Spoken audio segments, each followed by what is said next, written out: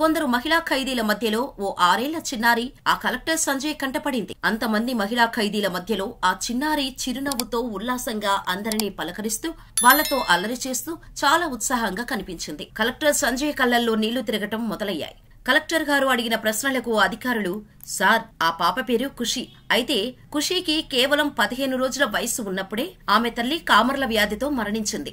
ఆ తర్వాత తన తండ్రి అత్యాచార కేసులో అరెస్టయ్యారు. దాంతో ఖుషీ తండ్రికి కోర్టు 10 ఏళ్లు కఠిన జైలు శిక్ష విధించింది.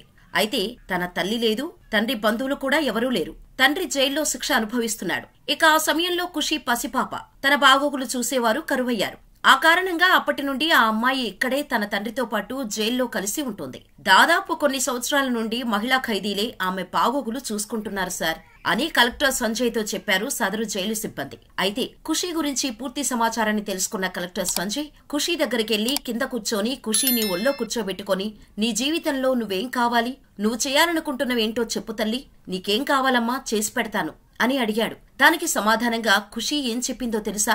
సార్, నాకు మంచి స్కూల్లో బాగా చదువుకోవాలని ఉంది. ఆ చిన్నారి మాటలు విన్న కలెక్టర్ ఒక్కసారిగా షాక్ అయ్యాడు. తన ఇన్స్పెక్షన్ ముగించుకుని ఖుషీని స్కూల్లో చేర్చడానికి అడ్మిషన్స్ కోసం జైల్లో నుండి ప్రయత్నం మొదలుపెట్టాడు. జైన్ ఇంటర్నేషనల్ స్కూల్స్ లో అడ్మిషన్ తీసుకున్నాడు. అయితే ఇక్కడ జైన్ ఇంటర్నేషనల్ స్కూల్స్ సైతం ఖుషీకి 12 వరకు అంటే ఇంటర్మీడియట్ వరకు ఉచితంగా ఎడ్యుకేషన్ తో పాటు అకామిడేషన్ సౌకర్యం కూడా కల్పిస్తామని Jain international school director Ashok Agarwal హామీ ఇచ్చారు.